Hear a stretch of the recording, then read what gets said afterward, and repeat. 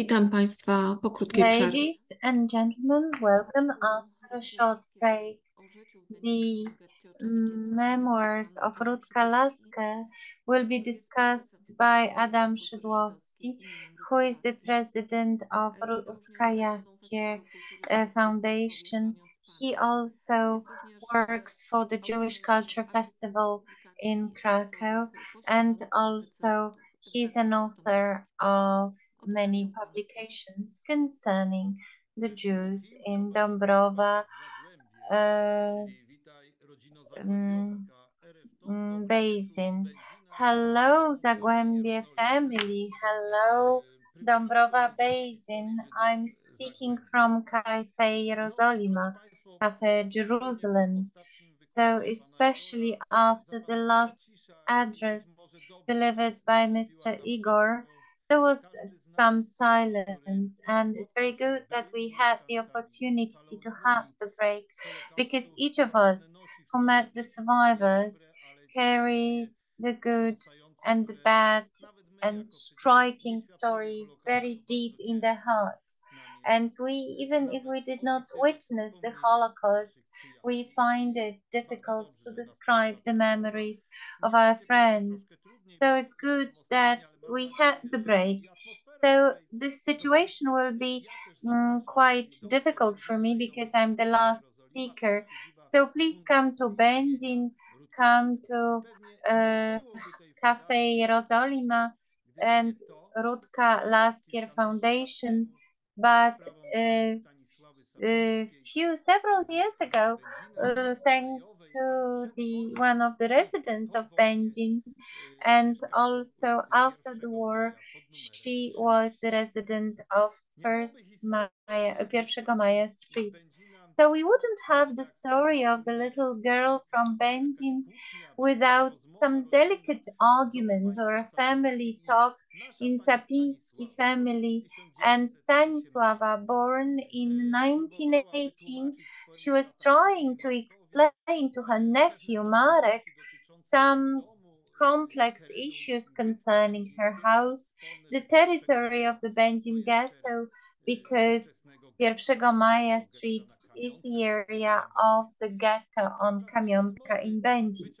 During that talk, she showed the notebook with green stripes, and she started to quote Our Little Girl from Ghetto in Benzin. And this is how the story started, because this nephew said, "Dear aunt, this journal cannot stay in your drawer um, with the lingerie."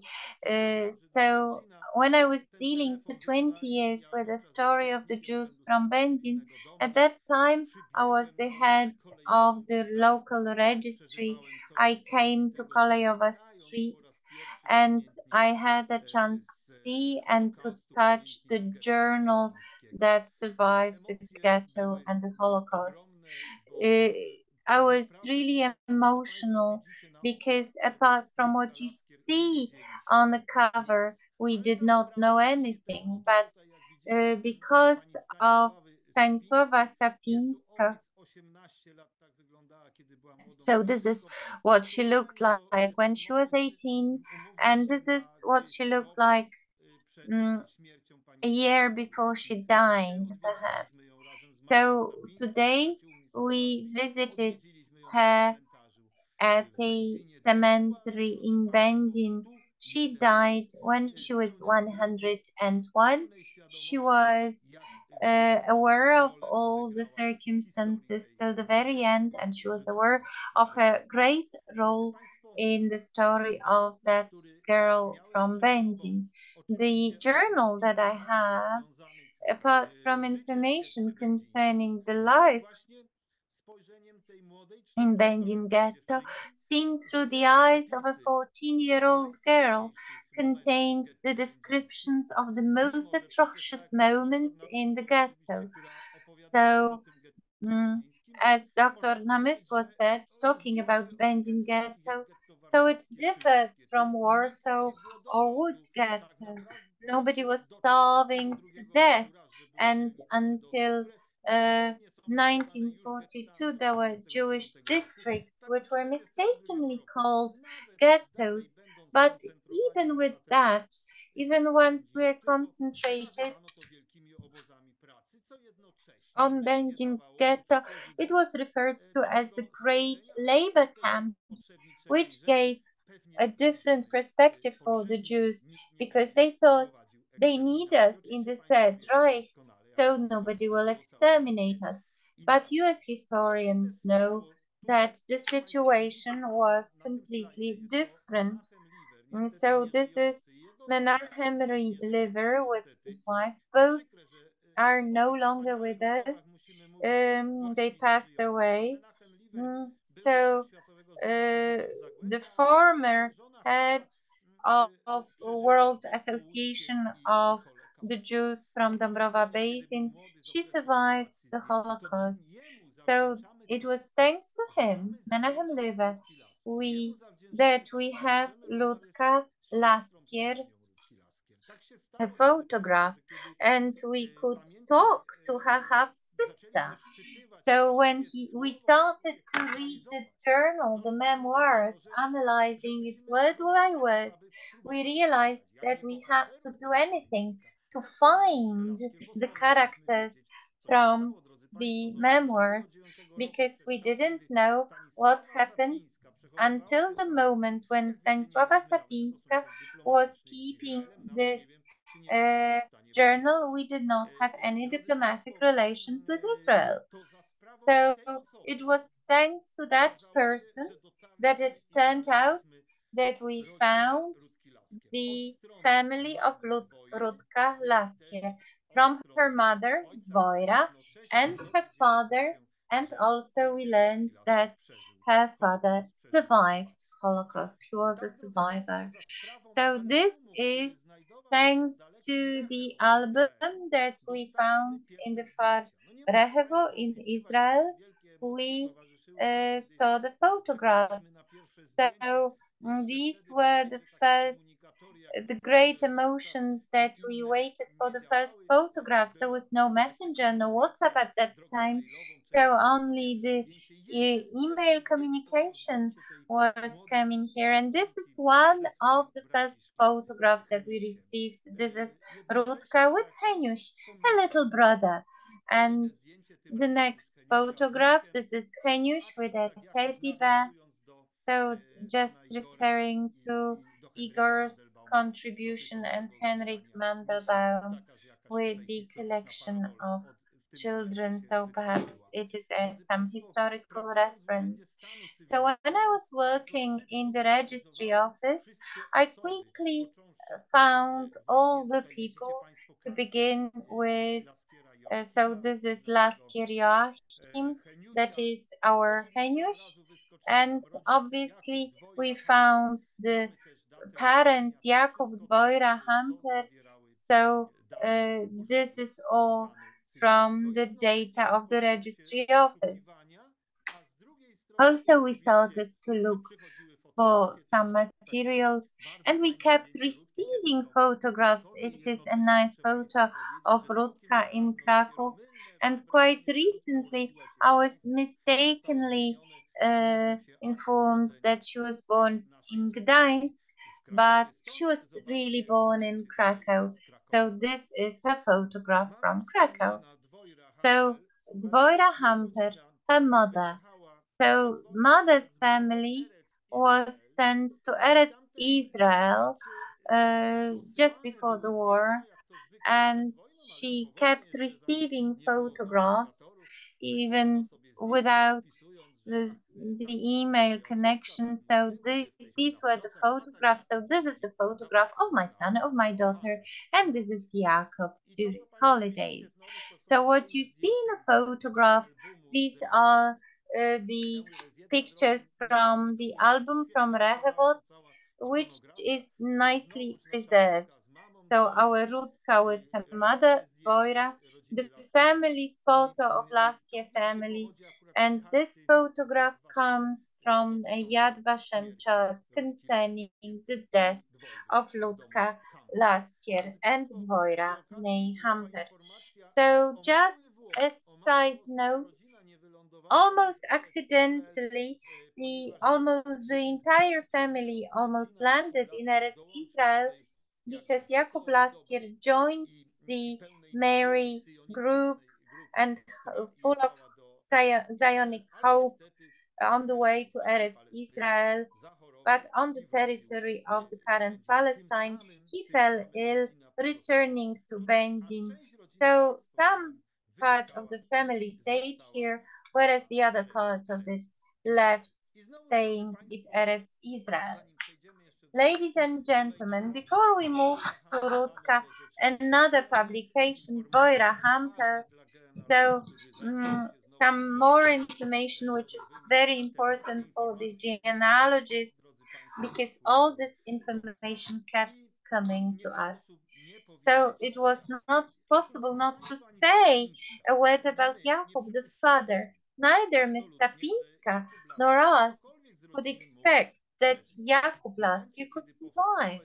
But uh, you could see behind me the third edition of Rutka Laskie memoirs. We were not aware of the fate of Rutka Laskier, and this was thanks to many researchers of the history of Holocaust concerning children, post-war testimonies concerning Nazis' crimes. We learned about the last days, but also uh, uh, uh, so this is some interesting note for those who are also interested in minor themes. So Jakub Laskier is one of the heroes who is present in the film Falsifiers, produced by Austria, and the film was awarded with an Oscar, but he was in the Sachsenhausen group. So their task was to falsify documents of the Allied sources. So this film is quite interesting, but also it answers the question whether to falsify or not, whether to get a better life in camp or not. But Jakub Lasky survived because he knew a lot about money. He was a banker and he survived the Holocaust. On the left-hand side, if you see it correctly, this is Jakub Laskier. After the war, he set up another family, and from this marriage, he had uh, a half-sister of Rutka Laskier, that is Dr. Zachawa Laskier-Schwedes. So she is presented in the middle between Jakob and his wife, his new wife. So this is the personal chart of Sachsenhausen about the liberation of Jakob Laskier on 13th April 1945. So during this search, I'm still concentrating on the photographs. So this is the brother of the Laskies. So the Lasky family before the war was living in a very well-off district of Beijing. Who other could live in a city center than a banker? But here, those who are more well-off live outside the city center. Those who are less wealthy live in the very center of Beijing. At that time, Świętojańska Street, Moniuszki Street. This is where the Ludka Laskier family lived, close to Szydłowski bike shop. So this is something about my own family and about my own name. Ladies and gentlemen, the family lived, as Dr. Namysło mentioned, without any changes until 1942 autumn. because by that moment they had they were the element of the Jewish community which was under all the restrictions that were discussed here. So the mm, memoirs, the journal of Ludka last year, its content, it brought some other characters. So one of the names was Linka Gold. Linka Gold was present that when Ludka, with her young eyes, the eyes of a young girl, describes the first selection in Bending, that she managed to escape. It is August 1942, so it is a moment where when everybody realized that it will no longer be simple. So uh, they will no longer be protected against deportation to Auschwitz. So there was a mistaken information that that younger Ruth Kalaski writes about it. So she says that the occupation might have various looks, but she kept praying that she could survive anything apart from labor in Germany.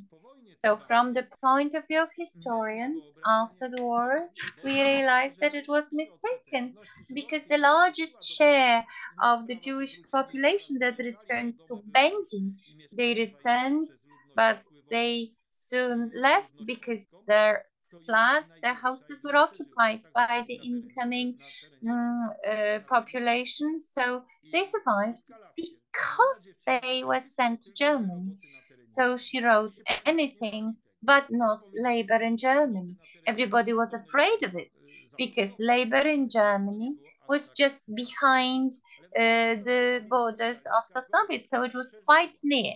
So Linka Gold, who survived, like Laskie family, who had the Paraguay passport. It's a separate story. You probably know it or you saw the films. Mm. So about 600 Jews from Benzin were saved with these documents.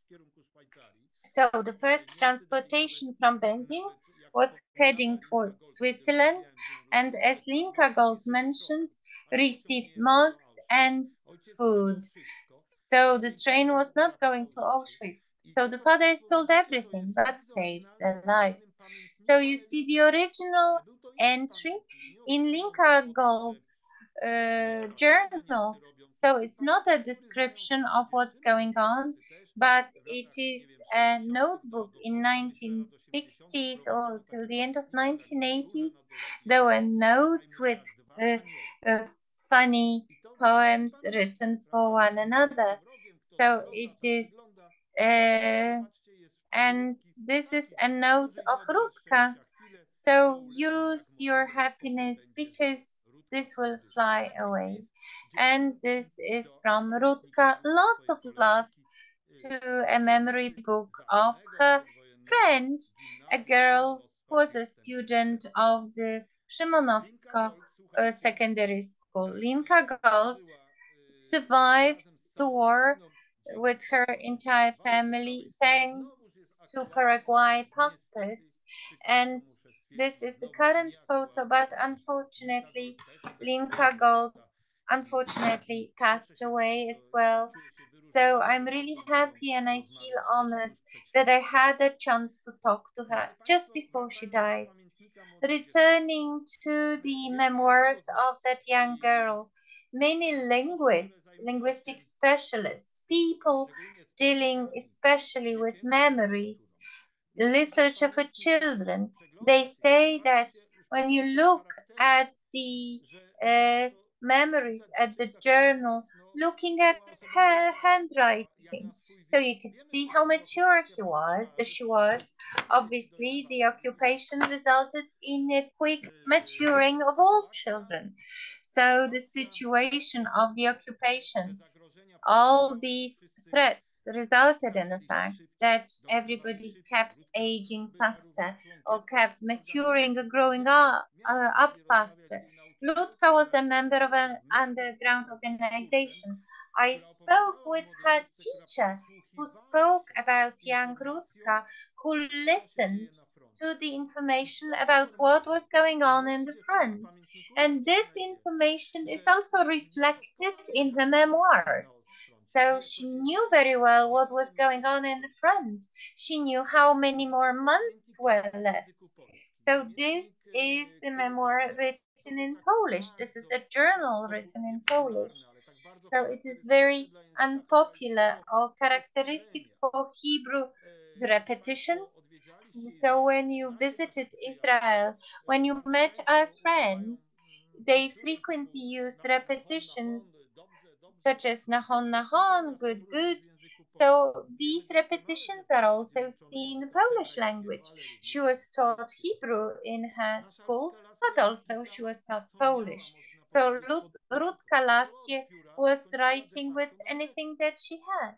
So she started with a pen, but she finished off with a milk.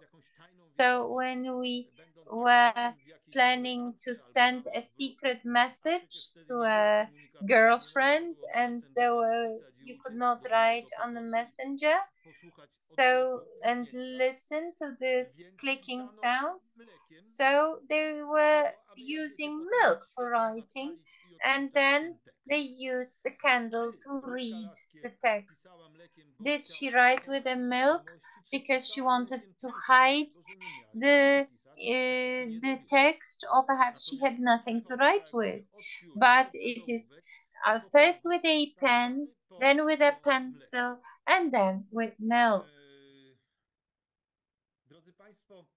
Ladies and gentlemen, Ruth Kalaskie was writing her journal on at 1 Maja number 13 Street. So there was a creation of a district, and everything that was possible was grabbed, was seized from them. And also she could watch her house, having a special pass. So according to the accounts of Stanisława Sapinska, she showed to Rutka when the Germans decided in April 1943 to narrow down the area of the ghetto. So they decided to narrow it down when ghetto covered almost 30,000 Jews, not only from Będzin, but also you know very well that there was a transportation from Jews from Oświęcim to Będzin, and they returned to Auschwitz in 1933. Ladies and gentlemen, Sapinska pointed the place to her, and leaving in April 43, this place, Rutka was writing, they are moving us to the ghetto strict. There is a small wooden fence being now set up in one of the streets. Będzin ghetto was open. There was a white line demarcating the borders. But see how bad the repressions were. A white line was enough for people not to cross it. Rutka Laskier, who in her memoirs now boasts that she would get 5 marks, that she works with Rosner, that she goes to work. She boasts. We know that she works from 6 to 6.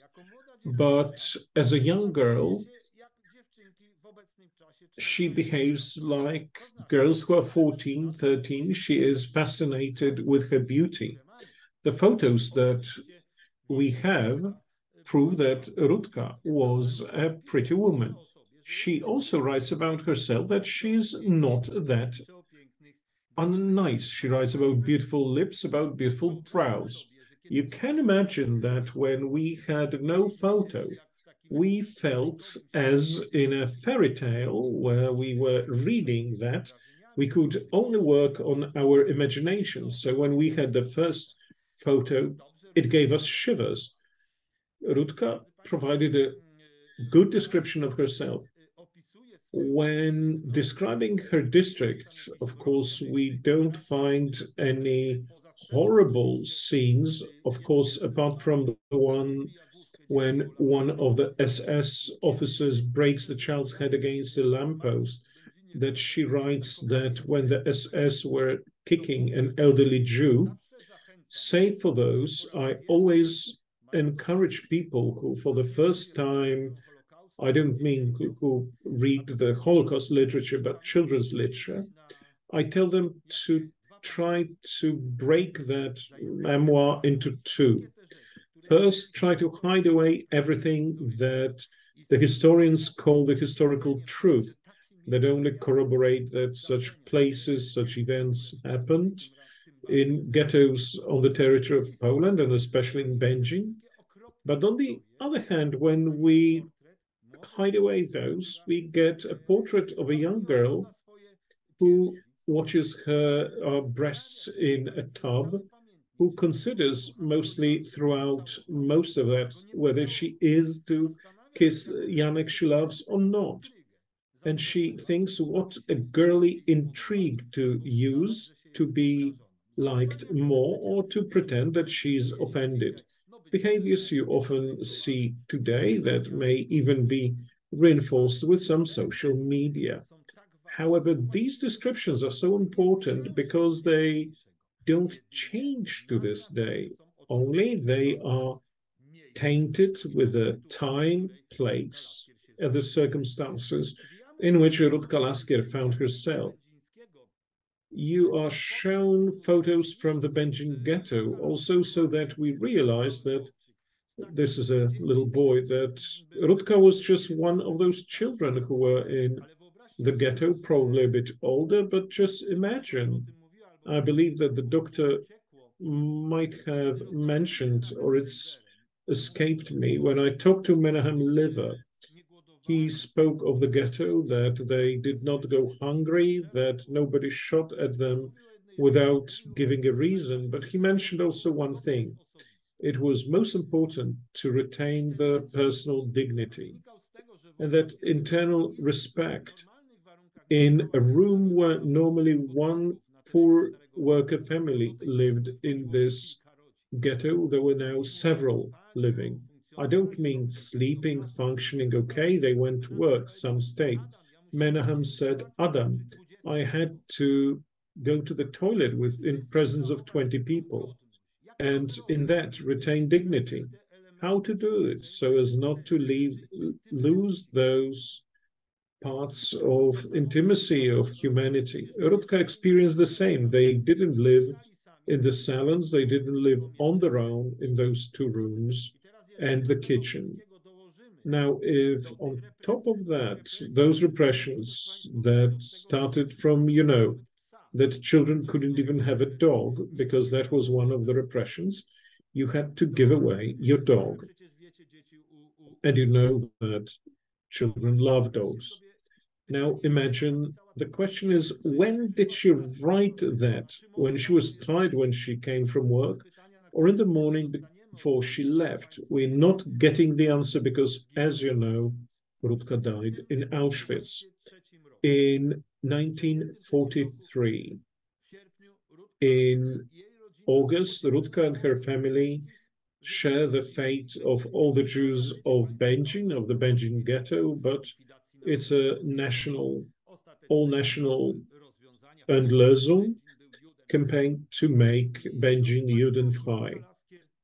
Rutka Laskier now is taken to Auschwitz in a transport in August 43. This is a picture that can mislead you. You can see people smiling. Remember that most of the photos that are online in archives come from some German archives. And as you know perfectly well, chronicles and photographs were always doctored, so those smiles are absolutely forced. In the previous photo where we were going on a transport, how different is the photo that shows the children from the ghetto in 41 in Będzin? There's no joy there at all. And that's a photo that comes from the album Zanim Odeszli, which we've already mentioned. 1943, Rutka goes to Auschwitz, and I, as the publisher of the first and third edition, but also the whole group of people who were there when films and publications were done, we go, yeah, it's like the courts. Courts in Poland, if they don't know what to do, they say, okay, died 1st of August 43. And that's what we recognize in this case. Now, when we were making the 3rd edition, information reached me that we had Zofia Mintz's testimony. It changed our perception, at least about the date of death of Rutka Laskier. Of course, that her stepsister said that it doesn't really matter. It absolutely doesn't matter. Rutka died in Auschwitz. She was killed there. She was murdered, and that's a fact. Obviously, for historians, for researchers, for members of our foundation, for the publication, for us, it matters. Because Zofia Mintz's testimony is that she recognizes Rutka from Benjin, and again, she adds credence to the fact that Rutka was a well-looking girl. She's with me, a cool-looking girl. Dr. Mengele immediately paid his attention to her. And historians can say most about Dr. Mengele. There are plentiful publications about his preferences. As you know, he could even compliment a small child, sending the child to the gas chambers.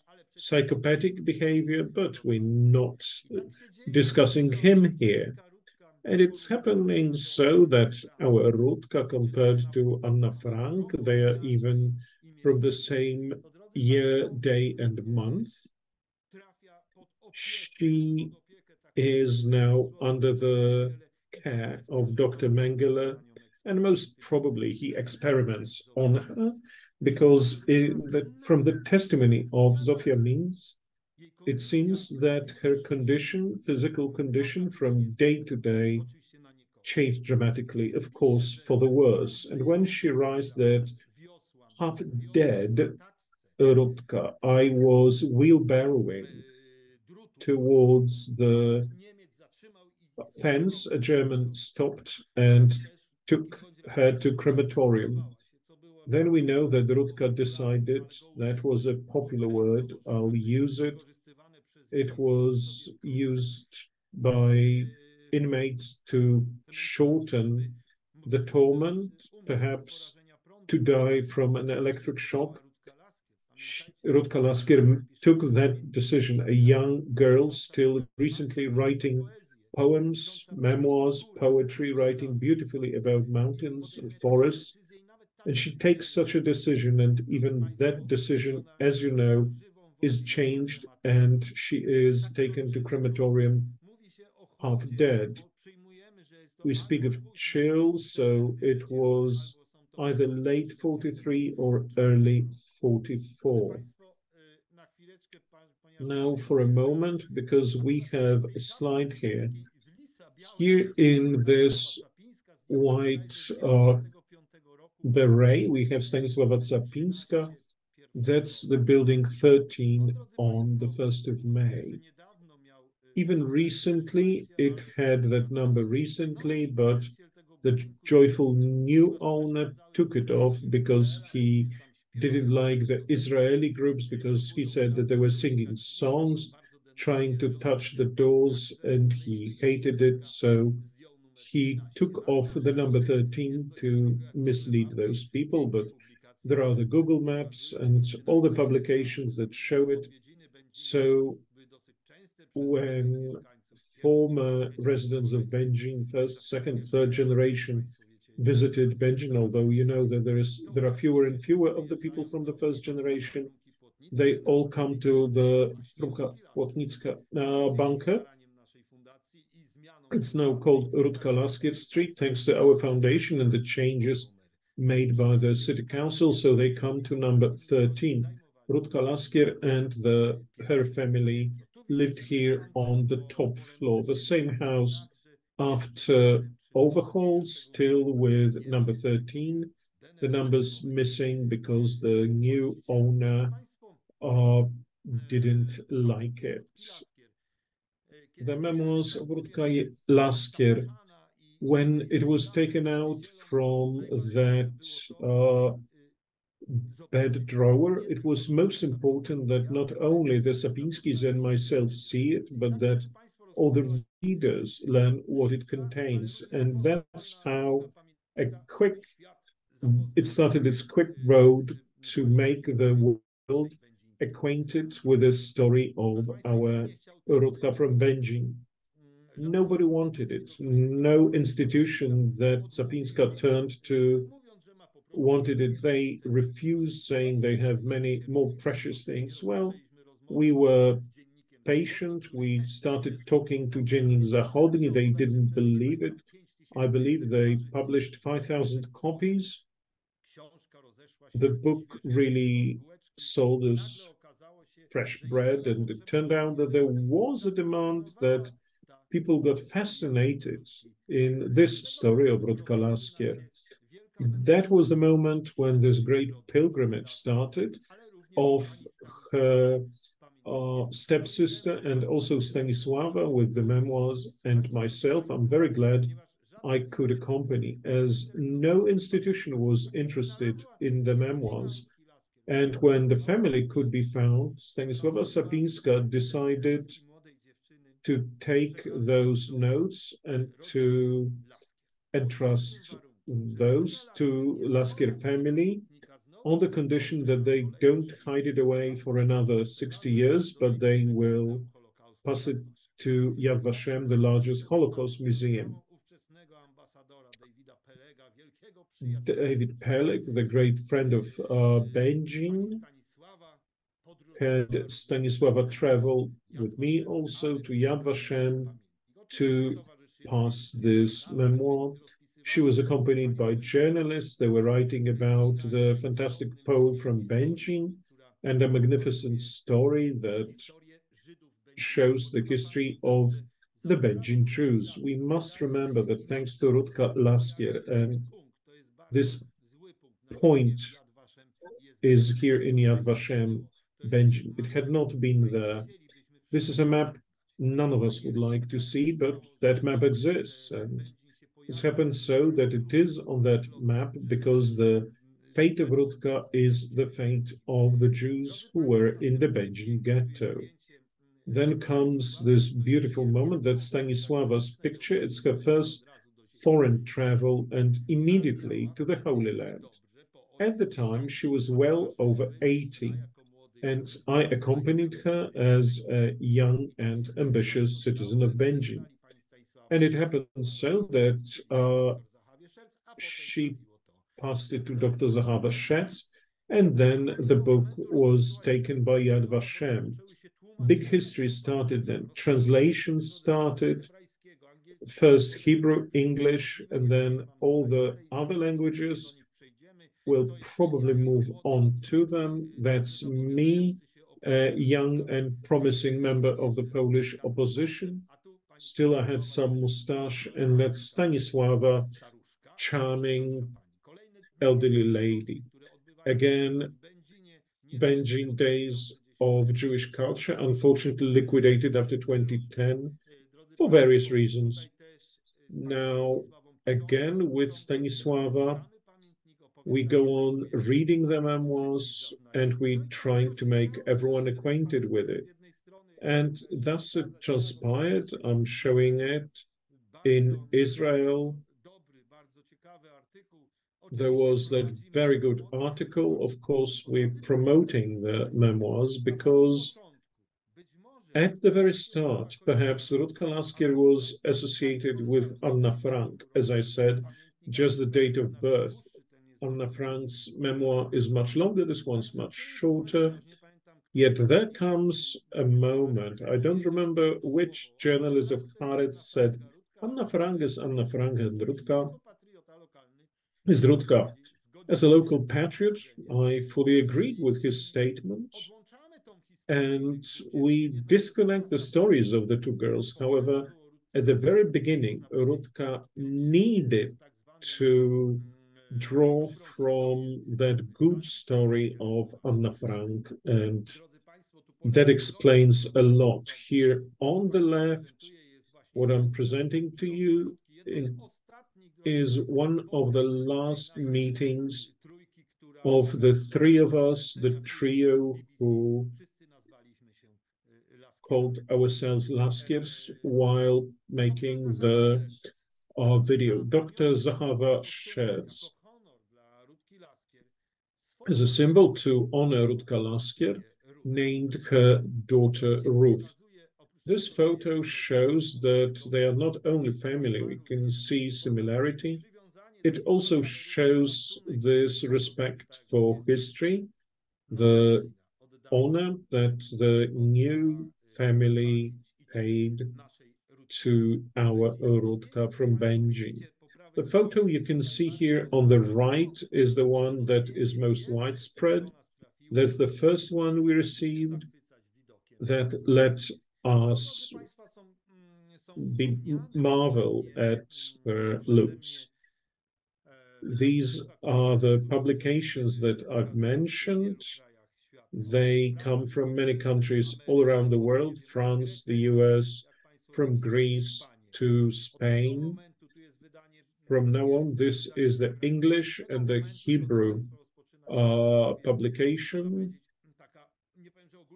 I'm not saying that it's a global, but a multi-thread story of Rutka, which returns now in many countries. One of the latest translations is Russian for the diaspora of Russian Jews living in America, because Dr. Zahava Scherz recognized that we're not making big money on the drama of Rutka, on her story. All those publications have limited numbers of copies, and similarly, the Polish one only had a specific number of copies, just so as not to turn the death of my stepsister into business. That's how Zahava put it. The book's not all. Everyone likes pictures, so our activity and book publications brought a BBC crew to Beijing. They shot The Secret Diary of the Holocaust. It's available on YouTube, I believe. And soon German TV came, RTL, who shot Winter 42-43. The first is devoted only to Rutka. Now, the second one is really interesting because it shows children, their behavior, how they lived in late 42, early 43 in the countries occupied by Germans. All around Europe, and Rutka was selected as a girl growing, who was learning in secret in 42 and in 43. I recommend very, very warmly a very, very thought-provoking film with our Rutka Laskier. In the middle of this slide, you can see Zofia Means, whom we owe this knowledge of the last path of our Rutka from Benjin. Polish TV, not the governmental, but the Polish TV at that time shot a film, Rutka Laskier, very quickly. They still had two photographs to tell the story very quickly, to show the story of Rutka quickly. That's one of the shots. I played Jakub Laskier. It's me on the right. I got my sideburns. This is the Market Square. Marek Kopczacki was the director. We did it all. We did it all very quickly so as to show the story of the girl. It was -20. These are actors of the Preventorium Theatre from Grodziec. And now it was frozen in time. this could be used by many famous people who would like to shoot films about pre-war cities. These are the first shots from this film. The story returns to us every now and then, be it through the pictures or some histories connect. As I still have some time, there was a small delay. I will let myself, I know that we're finishing at 7, but give me at least 4 minutes. The story of Rutka is that it would be good if you knew that Ms. Stanisława Sepińska and I faced the Polish court only because Stanisława decided to take that manuscript and to present it to the family. The same journalists who accounted this beautiful stay in the Holy Land of Ms. Sapinska wrote that she gave away national goods to Israel. And it happened so that Sapinska, nearly at 90, had to go to the court in Benjin for 3 years. And I went there for 8 years and I was sentenced in the first instance. Do you know what for? For being on a plane and that I didn't stop her from entrusting that document. A total absurd. It took me 8 years to go to the court. It was only the second instance that perceived me as innocent. Sapinska was considered innocent after 3 years. Polish courts made mistakes about the number of those, but the most beautiful thing I want to tell you about was that when she was made innocent, she was acquitted when she left the court. They didn't even give her a chair. She was testifying in Sandraskiego Street for 3 hours. She said, Adam. And she told this to all those people. If I had such an opportunity again to be the Lasker family's custodian and to hold it for so many times, even if I were to go to prison or what, I would pass that precious memento to the family. And that was the most beautiful thing about her.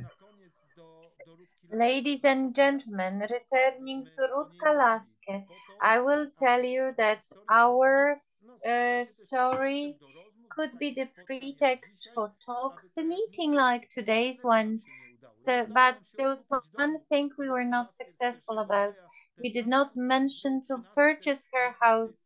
The same man that took the number 13, he also gave us a price as if we were buying Royal Beach in Tel Aviv. So perhaps we cannot afford it now, but we will afford it in future. A nice message about Rutka Lasker. In a few days, there will be the first night of the play about Rutka Lasker, meeting with teachers, the premiere, and on Saturday the theatre will include in its repertoire a story of Ludka Lasker. A milestone, we were waiting for it so that Rutka gets its theatre play, and also at the beginning of last year the first performances started at New York Broadways. So these showing the story of Ludka Lasker. So Stanisława was alive at that point, but we hope that uh, it will soon be shown. But so shown, what's so interesting about Holocaust that lands in on the stages of New York, and they said we were fascinated by love that Rutka was experiencing. Co prawda, Amerykanie umieścili naszą Rutkę w metrze nowojorskim, ale drodzy Państwo, jednak to jest nasza będzińska Rutka. Zachęcam do lektury. Mam nadzieję, że niedługo wydamy 4. wydanie po zgodzie pani Zachawy Szerc, ponieważ nakład, który był, wyczerpał się, a cena pamiętnika na Allegro... All the copies are sold out and Allegro sells it for 600 zlotys.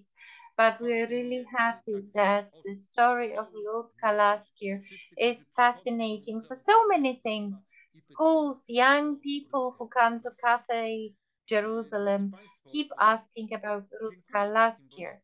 Ladies and gentlemen, thank you very much. I tried to observe the time limit, so this is a big hello from me, goodbye from Benjin. So this is Museum Cafe Jerozolima Foundation. I hope to see you soon. Please remember about our Rutka from Benjin.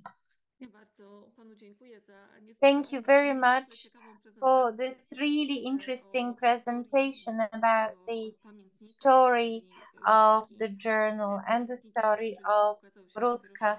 The journal was published 63 years after the Holocaust, thanks to Adam's efforts.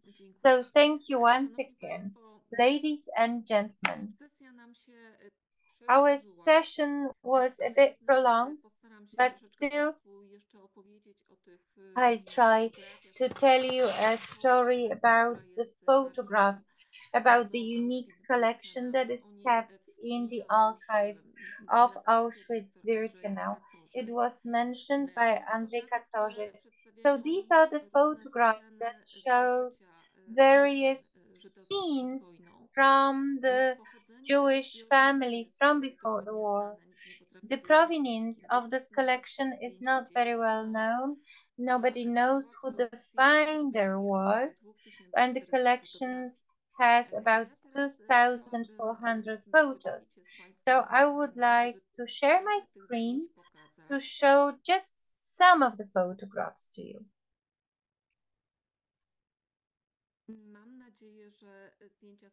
I hope that you see the photographs. And the first mention about these photographs comes from 1951, and it's included in the Delivery and Acceptance Act. In the stock-taking list of the Act, there is a mention about a few hundred photographs of unknown provenance, and there was also a handwritten note in a suitcase. So it can be assumed that these photographs were found after the liberation of the camp or near the camp in the barracks of so-called Canada, where the objects looted from the Jews were sorted. We don't know how these photographs landed in Auschwitz. Perhaps it was in 1944, when Auschwitz received some small transports of the Jews from Dąbrowa Basin. Mostly these were the Jews designated to order the areas after the liquidated ghettos. So these photographs were meant to be liquidated as rubbish. Most probably, the prisoners working in the storage areas put it to a box or a suitcase, perhaps the one in which they were kept, and the photographs were forgotten. So this is how the photographs survived until the liberation. The photographs are varied. These are amateur photographs, but also the ones that were taken by a professional photographer. The majority of them, they were made in 1920s and 30s. They display everyday life, the holiday trips, the groups of families and friends. There are also childbirth photographs, school breaks, or youth organizations. Also, there are some photographs which were taken during the occupation, and you could see that photographers are wearing the bands with David stars. There are also wedding photographs taken at weddings organized in ghetto. There were many couples who got married in ghettos because this protected men from being deported to labor camps. And on the other hand, there was an attempt to create some normal life in these tragic, abnormal reality. So these photographs, these are the representatives of wealthy middle class, Jewish wealthy middle class. And these photographs probably belonged to a few families. More than half of these photographs at the back has some inscriptions referring them to photographers. Also, these are some dedications to people who received these photographs. They are in various languages, in Polish, Russian, Yiddish, Hebrew, or in German, French, or English. In the 1950s, the museum staff, caring for the preservation of the entire collection so that the photographs are not lost, they were placed in albums. So there are 4 photo albums which were made especially with that purpose, and for many years these photographs were shown both in Poland and abroad. Some of them were published in books, and in 1979 there was a film titled Patrzę na twoją fotografię, I'm looking at your photo, directed by Jerzy Ziarnik. In 1990s, these photographs were separated from the album. Later on, they were renovated and their copies, their facsimiles, were placed in the building of the Central Sauna in Birkenau. In 2001, museum published the entire collection, and the album was titled Before They Were Gone. The fate of the majority of people presented in the photographs remains unknown. In many countries, there were attempts to find people who were in the photographs and survived the war. There were studies carried out. The search lasted a few years, and they allowed to meet some very few survivors who described people who were in photographs. And now I would like to show to you some selected photographs of a few families which we managed to recognize, but also the photographs of individuals about whom, as we know from the accounts, had a very busy social life. That is why they were frequently photographed, especially because of the social position. And this is a photo of a young girl, Fela Rosa. So this is a young girl full of life. This photograph comes most likely from her school ID. And here we have the parents of Fela. They were the owners of a shop or a factory of candles in Będzin, and they belonged to a group of the wealthiest residents of the city. This is Fela with her brother Abram and father. This is 1933 in Rabka. So you see that Fela wore fashionable clothes. She enjoyed being photographed, and she was enjoying this process. She was often surrounded by a group of admirers and friends. The group of her friends consisted mostly of her school friends. In 1930s, she spent holidays with them in Beskid and in Szczyt. Many of the photographs contain dedications and nice words, regards for Fela. Fela was the only family member who survived the Holocaust. After the war, she emigrated to the United States and then to Australia. She had some health problems. She suffered from mania and she died with a suicidal death in 1984. Another person who is frequently portrayed is Benjamin Zuckerman. This young man is a photographer, and many photographs from this collection were taken by himself. So this is his school grade, the photograph taken in 1919 in Beijing, and the boy on the right is Benjamin. And this is a photograph taken in Haifa in 1920s during Purim holidays. In 1920s, Zuckerman family went to Palestine.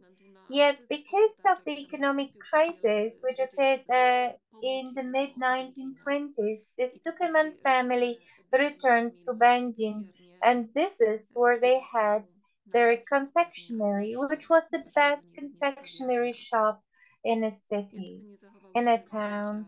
Unfortunately, the photographs of Benjamin's parents were not preserved. This is a holiday photograph in 1930s.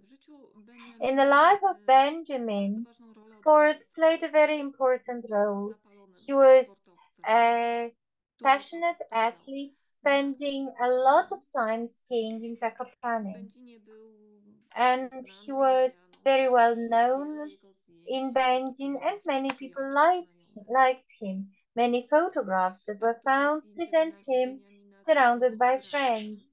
This is a photo of Benjamin with his brother in Beijing, close to the ruins of the castle. Benjamin got married to his friend Eja Kanner, and this is the last photo of Benjamin in the ghetto together with his wife.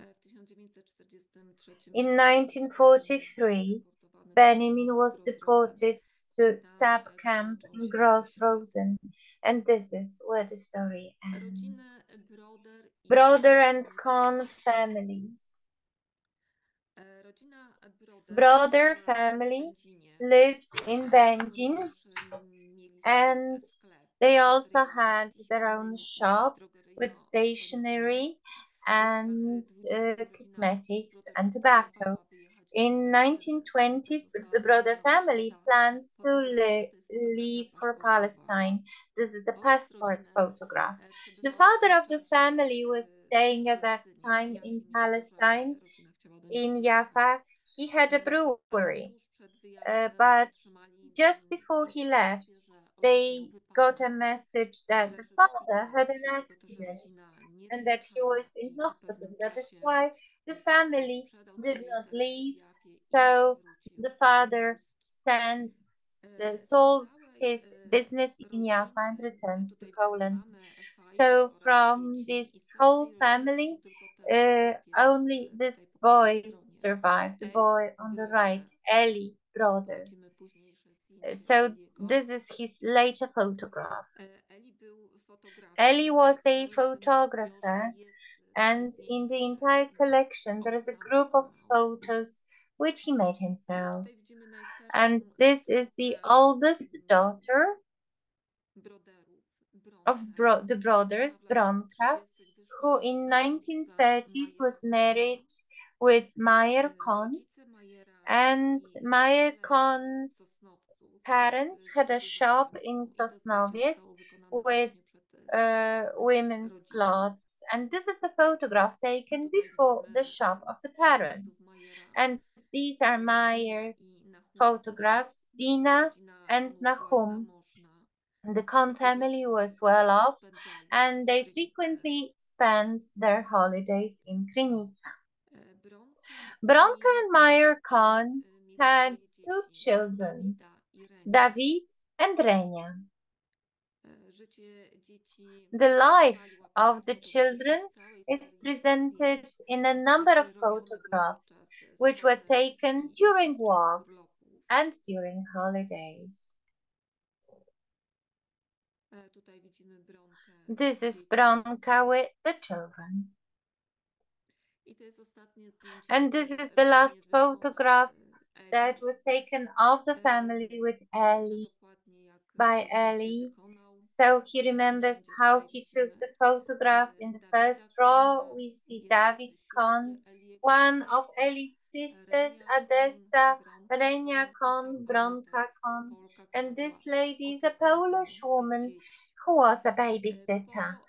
And after the outbreak of war, Elie Browder and his wife fled to the Soviet Union.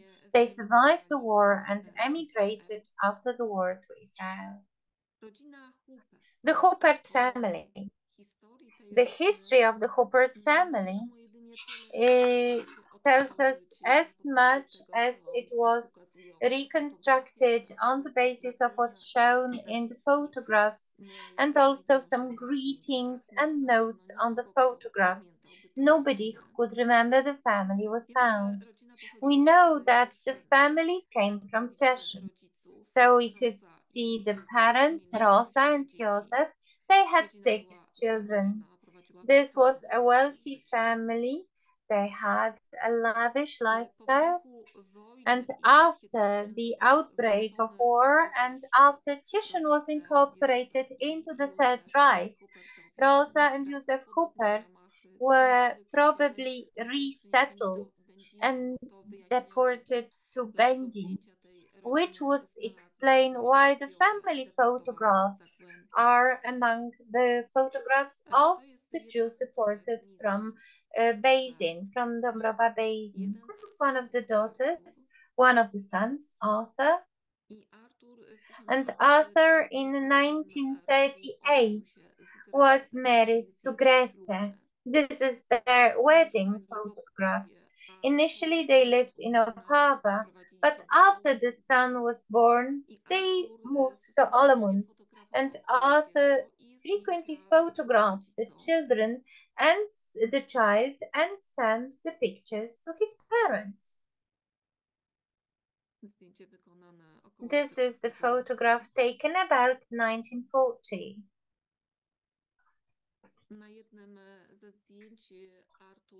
In one of the photographs, Arthur wrote, "My child Peter is 20 months old and I was 31 on the 9th July. My child was born 14 days before, but he doesn't know what difficult and cruel world he was born into, and he shouldn't know it." And this is the last photograph of the family. In June 1942, Arthur, Greta, and Peter were deported to Terezin and then to Baranowice, and they were murdered there. The Koplowicz family. Arona I jego żonę Rywkę. We can see Aaron and his wife Rivka here. Aaron was a wealthy merchant, owner of a textile shop in Będzin. He was a respected member of the Jewish commune. The family systematically left to the favorite spas and resorts, Krynica and Rabka, for example. Quite a few photos from those places have been preserved. That's a family photo. Rivka Koplowicz with her children, and the only child to have survived is the girl on the left, Cesia. After the war, she emigrated to Israel. There are quite a few photos of another daughter, Róża Koplowicz, and we can see the photographs here. We can see here as a very joyful and modern young woman, the 1930s, Róża and her mother, among a group of friends. After the outbreak of war, the Koplowicz family went to the ghetto. They all lived in very condensed space, nearly 30 people in 3 small rooms. And then Róża's wedding. We know that she gave birth to a child. The child didn't survive. Most of the Koplowiczes were deported to Auschwitz, where they were murdered.